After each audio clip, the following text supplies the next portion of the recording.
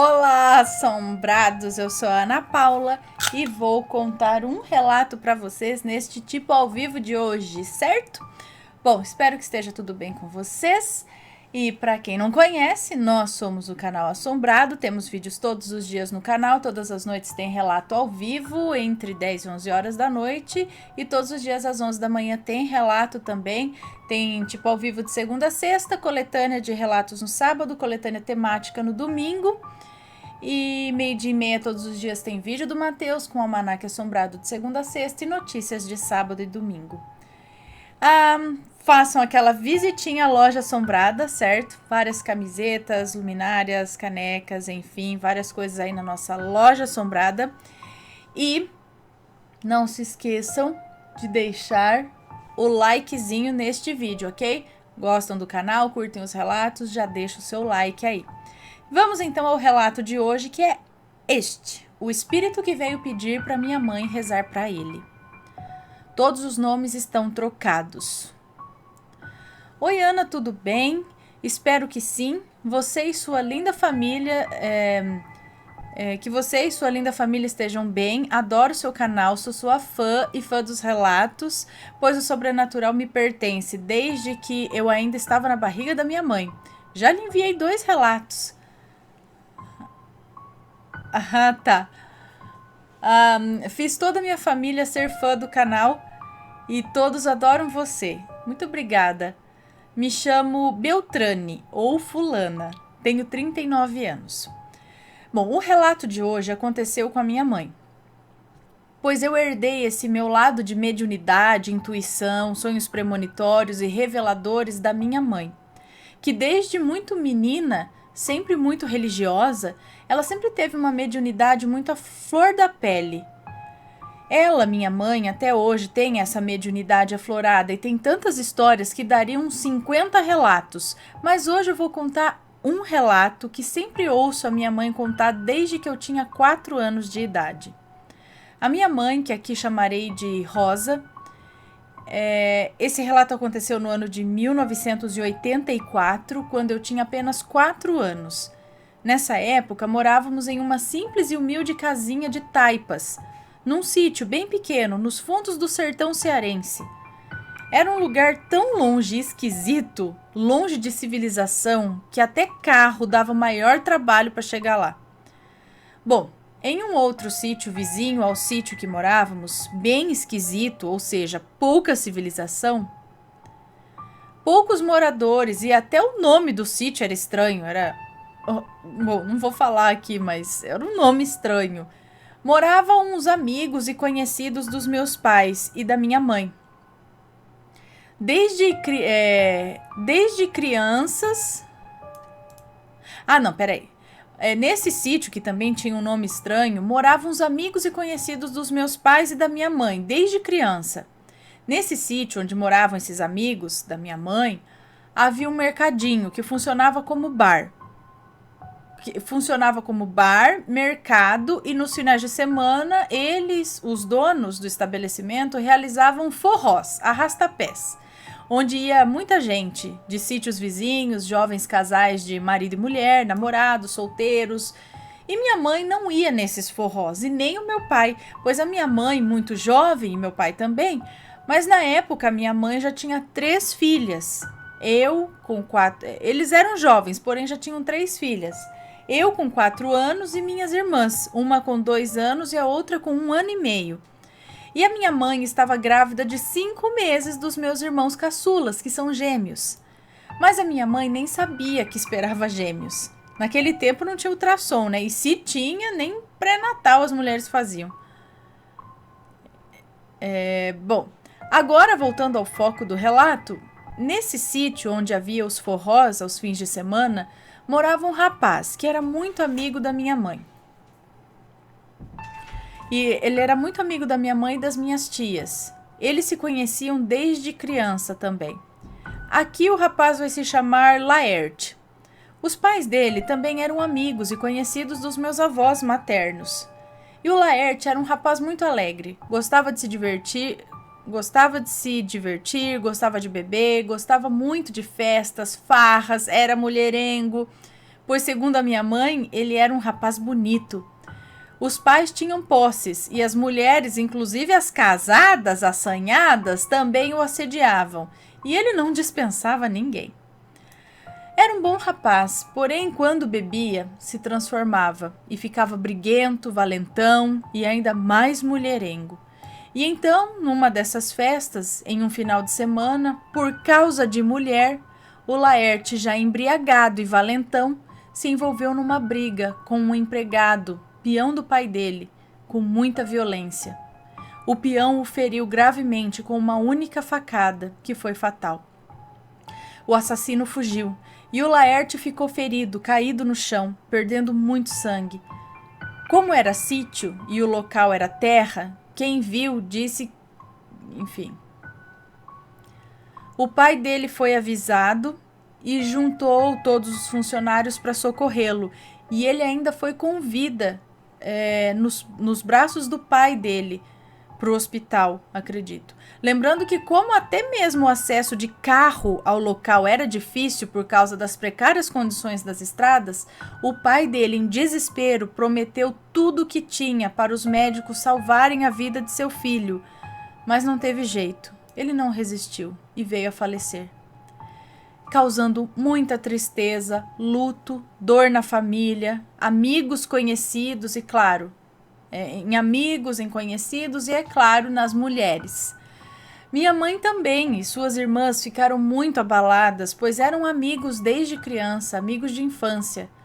Mas a minha mãe nem no velório não foi. Meu pai não deixou, porque ela estava grávida de 5 meses.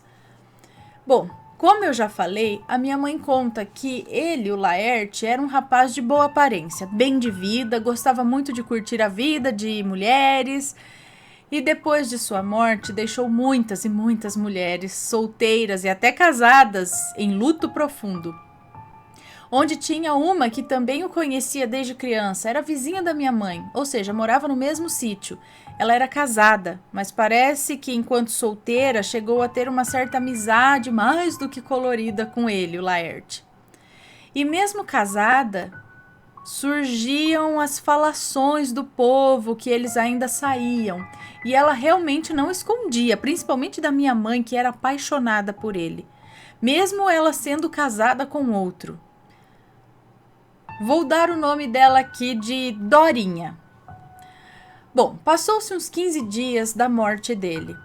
E essa vizinha da minha mãe passava todos os dias na frente da casinha onde morávamos para ir na casa de sua mãe, pois era caminho. E parava, conversava muito com a minha mãe, falava muito do falecido, dos bons tempos, falava da saudade, falava que queria tanto que Deus deixasse pelo menos ela sonhar com ele, pois nem mesmo sonhar com ele ela conseguia. Minha mãe conta que nessa hora que a Dorinha disse isso, ela, minha mãe, arrepiou-se inteira e falou: Ave Maria, Dorinha, tá doida? Para com isso. Já que você gostava tanto assim dele, reza pra alma dele, pra Deus o colocar num bom lugar. Não fique chamando aí por quem já morreu não, mulher. E as duas acabaram a conversa, tomaram um café e Dorinha seguiu para a casa dela, que ficava uns 500 metros da nossa casa, ou até mais. A casa dela, da Dorinha, ficava num alto. Sendo assim, quem estivesse na porta da cozinha da nossa casa via quem chegava ou saía da casa da Dorinha. Anoiteceu. Meu pai chegou do roçado, minha mãe serviu o jantar para ele, ela e nós, as 3 filhas pequenas, também jantamos. Minha mãe foi arrumar a cozinha e depois de tudo pronto, ela deitou-se numa rede, fazendo minha irmã de 1 ano e meio dormir, enquanto nós, eu e minha irmã de 2 anos, também já estávamos deitadas. Meu pai também, pois dormia todo mundo muito cedo. E bastou minha mãe deitar e começar a cantar uma música de niná para minha irmã, ela disse que entrou aquele clarão no quarto que ela estranhou, porque nós nem sabíamos o que era energia elétrica lá. Ela foi chamar meu pai e a voz dela não saiu. Depois daquela luz ter entrado, a minha mãe, acordada, pois ela tinha acabado de deitar, entrou no quarto o moço, ou o espírito dele, né? Mas ele não estava sozinho. estava acompanhado pela mãe dele, que já era falecida alguns anos antes dele. Minha mãe conta que ao ver nitidamente aquela cena, ela não sentiu medo, apesar de saber que eram dois espíritos. O que ela sentiu foi um grande arrepio, um enorme peso no corpo e não conseguia falar com a boca, pois a voz não saía. Foi aí que ela começou a falar com o coração, ou com o pensamento. Minha mãe o reconheceu, apesar de nem ele nem a mãe dele olharem fixamente no rosto da minha mãe. A mãe dele, uma senhora de aparência serena, porém cabisbaixa, vestida de azul, com um terço nas mãos, e o rapaz vestido de branco, bem agitado e ofegante. Mas só olhava do lado para a mãe dele. Ele só olhava de lado para a mãe dele, que com uma das mãos segurava o braço dele.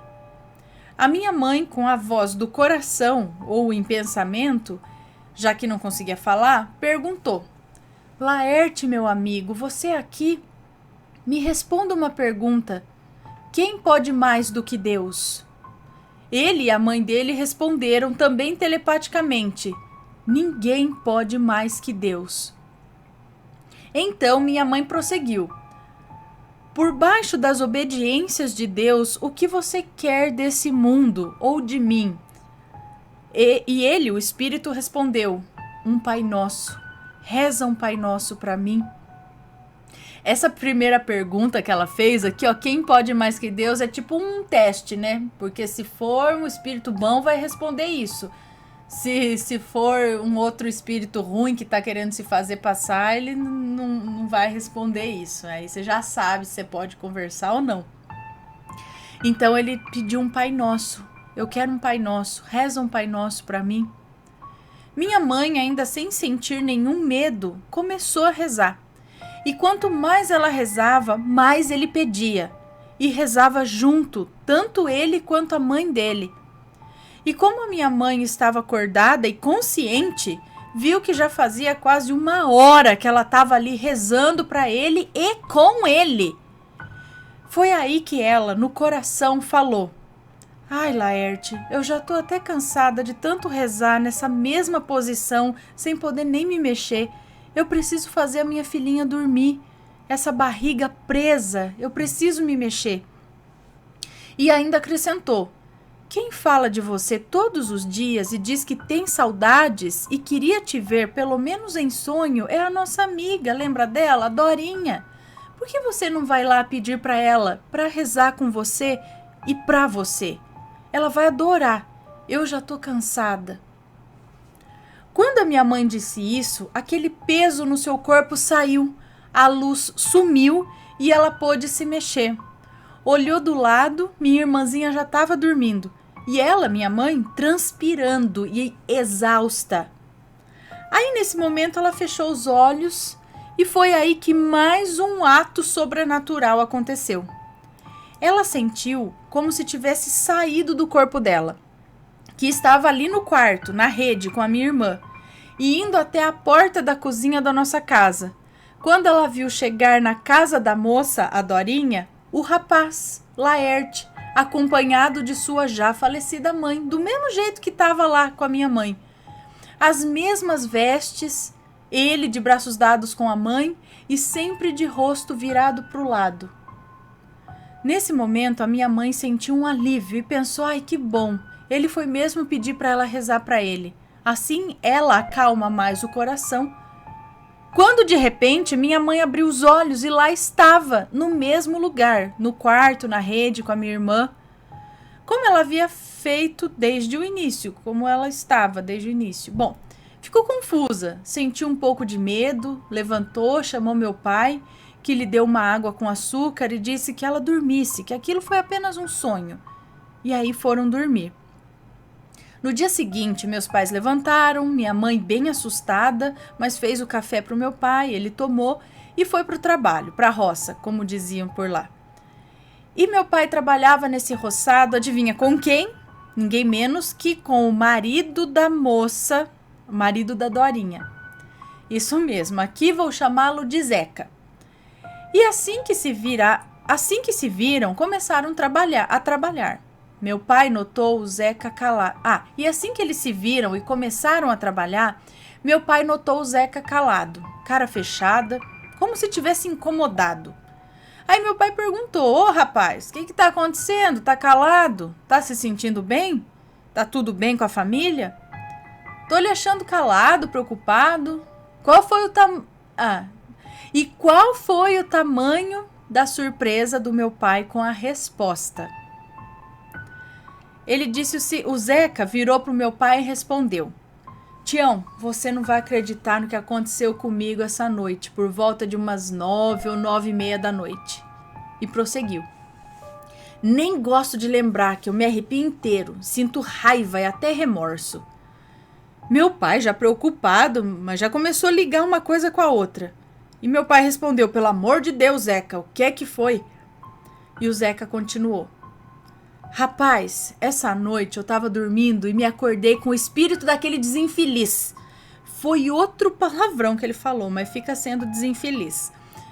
Acordei com o espírito daquele desinfeliz me assombrando. Ele me esganava com as 2 mãos tão forte que eu pensei que eu ia morrer asfixiado. E quando eu tentava me livrar, eu não conseguia. Parece que a força dele aumentava. Foi aí que eu gritei: me solta, seu infeliz! E some daqui! Vai enforcar o coisa ruim no quinto dos infernos! E nessa hora ele soltou meu pescoço, deu um tenebroso gemido alto e horripilante, que olha, as paredes de casa até tremeram. Ana, lembrando que em vida eles não se davam bem. O Zeca tinha ciúmes dele, por causa da sua esposa assanhada, Dorinha, né? E nem ele gostava do Zeca. O motivo do remorso do Zeca é porque eles acreditavam que quando se mandava uma pessoa ou espírito para o inferno, esses espíritos sentiam uma dor muito grande e realmente iam, ficando lá para sempre. Mais um detalhe, com a minha mãe apareceram... Mais um detalhe, com a minha mãe apareceram ele e a mãe pedindo reza, mas lá na casa da Dorinha e do Zeca foi apenas ele, e foi assombrar o Zeca, querendo matá-lo, pois meu pai e a minha mãe contam que as marcas da esganadura ficaram no pescoço do Zeca por dias. Bom, Aninha, Mateus e Assombrados, esse foi o meu relato de hoje, pois cresci ouvindo os meus pais contando isso, e até hoje eles não mudam uma vírgula da história. Como eu também sou cercada de coisas sobrenaturais e inexplicáveis, eu não duvido de nada, de nenhuma história da minha mãe. Qualquer dia eu envio outras. Espero ter a felicidade de ver você contar mais um relato meu, com seu jeitinho de menina e com sua interpretação nota 1000. Obrigada! Um grande abraço, beijo para você, para o Mateus e os seus filhotes lindos. Um feliz 2020, muita saúde, paz, luz e bênçãos divinas na sua vida, sua casa e sua família. Te adoro. Um beijo para você, muito obrigada pelo relato. Gente, coitado. Bom, mas também tava esganando. Ó, o cara já saía com a mulher do outro.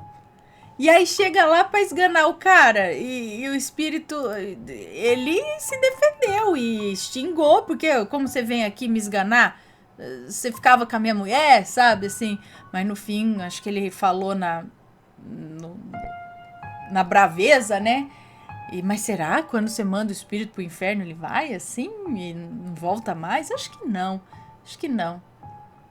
Talvez ele só estivesse bravo e a hora que ele falou aquilo conseguiu mandar embora, mas acho que não mandou eternamente pro inferno, não.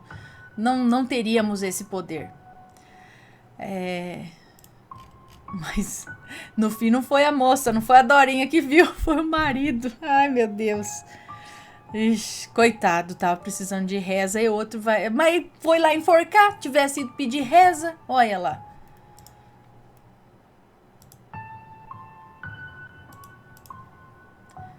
Bom, pessoal, anotado aqui que eu contei. Esse foi o relato de hoje. Espero que tenham gostado. Muito obrigada aí a todos. Um beijo para vocês. Tenham um bom dia. A gente se vê logo mais à noite. Beijos e fui!